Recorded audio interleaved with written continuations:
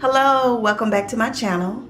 It is a beautiful Wednesday and I'm on vacation. Hi, how you guys doing today? I'm here today with what I'm entitling Loc Talk.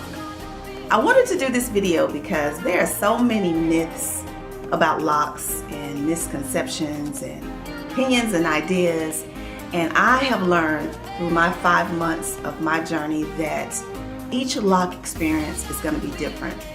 And I just want to share some things that I've learned that are helpful to me. And I believe that each person that shares their ideas and thoughts about locks are putting out information that can help people that are like searching and researching the idea of locking their hair, or somebody that's early on in their journey that's looking for answers. Because we do know that everything that we do does not apply to everybody, simply because everybody has different types of hair textures, and everything that everybody does not work with you. That's number one. What works for this woman or this man here may not totally do anything for me. First off, I want to say that when making that decision, I think it should be one that you have thoroughly thought through, thoroughly researched, simply because it comes to a point in the journey where if you allow your hair to lock, that it is going to take a lot to unlock it. Because a lot of people are putting out this idea of combing out your locks, and I think that is great until your locks get to a certain point. Reason I'm saying that is you can comb out locks. It's going to take a while. That's number one. And number two, you're going to lose a lot of hair simply because a lot of the hair that falls down within the lock is loose hair. It's hair that has shed from your head. So therefore, your hair is not going to be the length that you think it's going to be once you comb them out. And it probably will need some extensive reconditioning, conditioning treatments, because it will probably have a lot of damage to it. And so it's not easy as people want to put it out that, oh, you can just change your mind at any time and just comb them out. It's going to take some work to get that out. And as I stated before, after you get to a certain point, you might even have to cut a lot of it. So that is something to think about when you decide to take this journey. Number two, a lot of questions I get about it is, do I wash my hair? For the life of me, I don't know why people would think you wouldn't wash your hair. My hair is still exposed to the elements that everyone else's hair is exposed to. You know, you get dirt, there's dust and particles in the air. You sleep, you pull clothing over your head. You know, we're exposed to the same thing. So therefore, our hair collect dust and dirt just as anybody else's hair would. So yes, we do lock our hair. Number three is that, am I making a statement as far as spirituality? You know, am I going more toward the astronomical or astrology or spirit realm? I believe in God. I'm gonna put it out there like that. And when I said my journey was a spiritual journey, it was a spiritual journey because my life was going through a spiritual change as far as living naturally. You know, I have started incorporating better clean eating, taking care of my body, working out. Even the things that are products and stuff that I use on my body is natural. Like, you know, I clean myself with natural soap.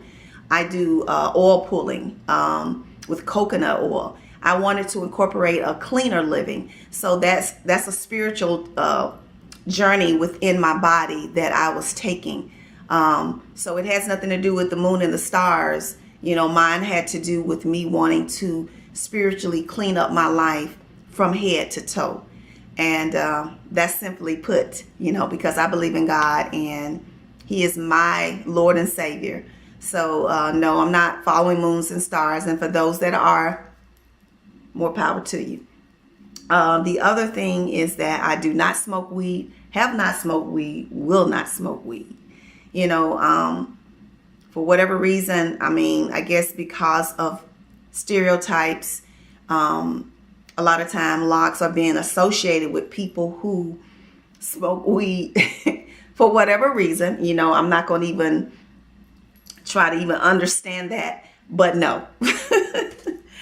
The other things I want to talk about with locks, as far as the upkeep of them, as I stated earlier, that you'll have to just try different products on your hair.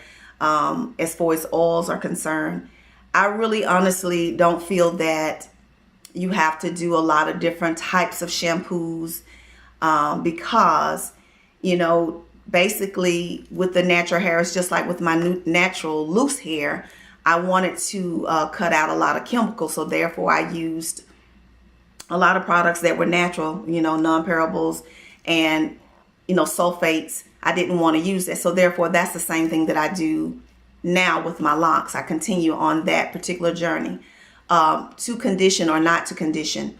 That is individual as well. I think that moisturizing your hair, putting oil and water in your hair is a lot to help with conditioning your hair.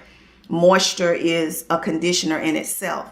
And so I think it's a choice if you decide to do a separate type of conditioner, because that's what conditioner is really for, is to retain the moisture in your hair to keep your hair healthy. So I think if you're using oils and you're wetting your hair and making sure it stays hydrated, that is good, you know, conditioning for your hair. But if you choose to buy, you know, over-the-counter conditioners, more power to you. I don't think it's something that you have to do. So that is something that when you're doing your research, you will find and you can try.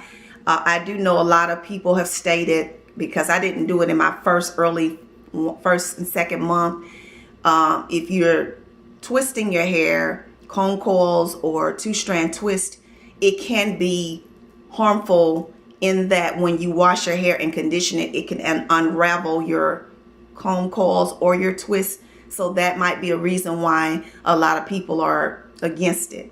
So just use your judgment and however you choose to start your lock journey, whether or not you want to do conditioner on your hair. But for me, I use natural coconut oil. I use jojoba oils. I use peppermint and tea tree oil. That is like for itching, which I don't actually get a lot of that, and I haven't experienced a flaky scalp or anything, which I'm so blessed to say, because I do see a lot of videos where people talk about how itchy and flaky their scalp has become. I don't know if that's going to happen later as my hair thickens, but so far I haven't dealt with that, so I'm so very thankful that I haven't. But I use what other oils do I use? Argan oil. I use that. I love argan oil. I use it simply because I love the way that it smells.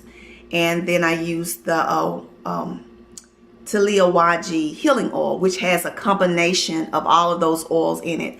So those are the only oils that I use on my hair. And I keep a spray bottle of water. And I also use rose water. And I alternate between just plain water and rose water. I try to spritz my hair every day with water, but I oil my hair every other day. But again, I will state that's an individual choice to do with your hair. Hopefully these tips in the early stages, which I feel that I'm still in the starter lock stage, that will be helpful to someone along their journey.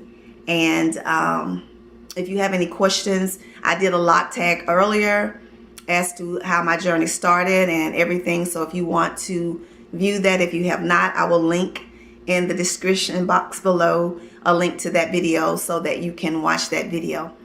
But that's all I want to share with my lock journey today. I love it. I haven't regretted it. There are days when I struggle with styles or, you know, making my hair cooperate, but that's just like any other journey. Even when I had loose natural hair, even when I had my hair permed and with the creamy crack, I still struggled with styles and days that my hair wouldn't cooperate. I love the versatility of locks. I love the get up and go ability of locks.